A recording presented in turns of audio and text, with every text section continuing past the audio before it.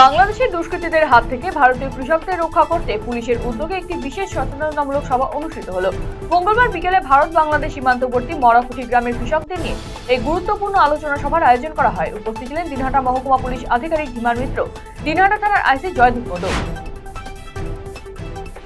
বিদ্যালয় চত্বরে 100 মিটারের মধ্যে তামাকজাত দ্রব্য বিক্রির বিরুদ্ধে পুলিশের অভিযান। মহাকালহাট উচ্চ বিদ্যালয় সংলগ্ন বাজারে বিদ্যালয় চত্বর থেকে 100 মিটারের মধ্যে তামাকজাত দ্রব্য বিক্রির বিরুদ্ধে কঠোর অভিযান চালালো সাহেবগঞ্জ থানার পুলিশ।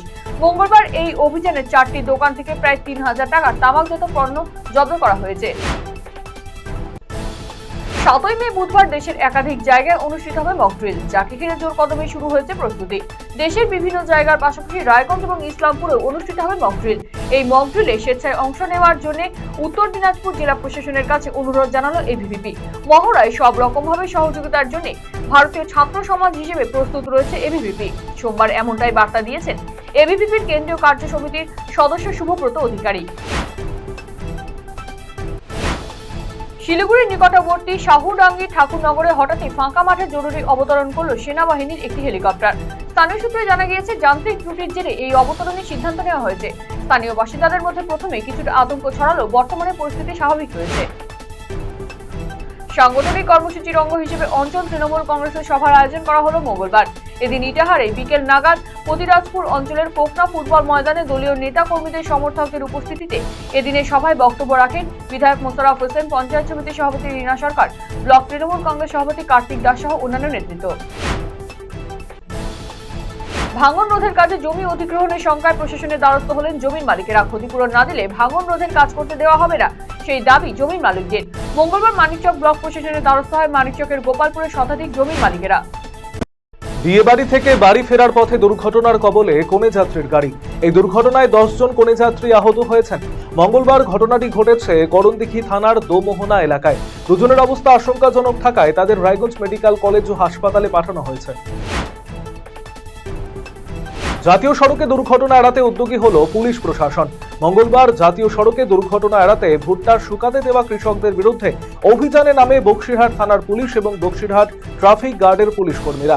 এদিন জোড়াই মোড় থেকে শুরু করে বারোপোদালি পর্যন্ত দীর্ঘ প্রায় কয়েক কিলোমিটার রাস্তা জুড়ে ভুট্টার শুকোতে দেওয়া কৃষকদের সচেতন করার পাশাপাশি রাস্তার ওপর ভুট্টা শুকাতে সতর্ক করেন পুলিশ প্রশাসন।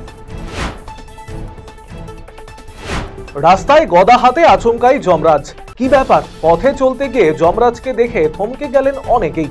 না, এই যমরাজ ওপর থেকে আসেননি। আদতে হেলমেটবিহীন বাইক চালকদের সচেতন করতেই এই যমরাজকে পথে নামিয়েছে পুলিশ প্রশাসন। মঙ্গলবার এমনই চিত্র দেখা গেল উত্তর দিনাজপুরের কালিয়াগঞ্জের রাজপথে। বিধানসভা নির্বাচনের আগে রাজ্যের জেলায় জেলায় গ্রাম থেকে শহরে জনসংযোগ বৃদ্ধি করতে অঞ্চলে আঁচল কর্মসূচি গ্রহণ করেছে মহিলা তৃণমূল কংগ্রেস। তারই অঙ্গ হিসাবে মঙ্গলবার রায়গঞ্জ শহরে মহিলা তৃণমূলের শহর কমিটির ডাকে এই কর্মসূচি গ্রহণ করা হয়। এই কর্মসূচির মধ্য দিয়ে সাধারণ মানুষদের জন্য রাজ্য সরকারের বিভিন্ন উন্নয়নমূলক প্রকল্পগুলি তুলে ধরা হয়। ইসলামপুরে বইচুরির ঘটনায় আরো একজনকে গ্রেপ্তার করে আদালতে পেশ করলো সিআইডি। ধৃতের নাম নারায়ণ ঘোষ। তার বাড়ি শহরের কেএমসি মোড় এলাকায়। তার পুরনো জিনিস বেচাকেনার ব্যবসা রয়েছে। এদিন ধৃত নারায়ণ ঘোষকে ইসলামপুর মহকুমা আদালতে পেশ করা হলে 5 দিনের পুলিশি হেফাজতের নির্দেশ দিয়েছেন বিচারক। জমির জল নিষ্কাশনকে কেন্দ্র করে সংঘর্ষ গাজলের হাটনগর এলাকায়। জমির জল বের করা নিয়ে বিশু প্রামাণিক নামে ওই কৃষককে বেধড়ক মারধর করা হয় বলে অভিযোগ। এই ঘটনায় গাজল স্টেট জেনারেল হাসপাতালে চিকিৎসার পর গাজল থানায় অভিযোগ দায়ের করেন তিনি। তার বাড়ির পেছনে জমি রয়েছে। বৃষ্টিতে জমিতে জল জমে যায়। সেই জল নালা কেটে বের করছিলেন। সেই সময় স্থানীয় মনতোষ মণ্ডল বাধা প্রদান করে তার উপর চড়াও হয় বলে জানিয়েছেন ওই আক্রান্ত কৃষক।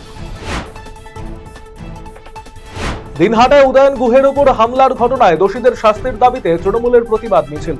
বর্তমানে উত্তরবঙ্গ উন্নয়ন মন্ত্রী উদয়ন গুহের উপর হামলার ঘটনায় দোষীদের শাস্তির দাবি করে প্রতিবাদ মিছিল করল তৃণমূল কংগ্রেস। মঙ্গলবার দিনহাটা শহরে এই মিছিল অনুষ্ঠিত হয়। তৃণমূল নেতৃত্বের দাবি, হামলার ঘটনায় অভিযুক্তদের বিরুদ্ধে দ্রুত শাস্তিমূলক ব্যবস্থা গ্রহণ করা হোক।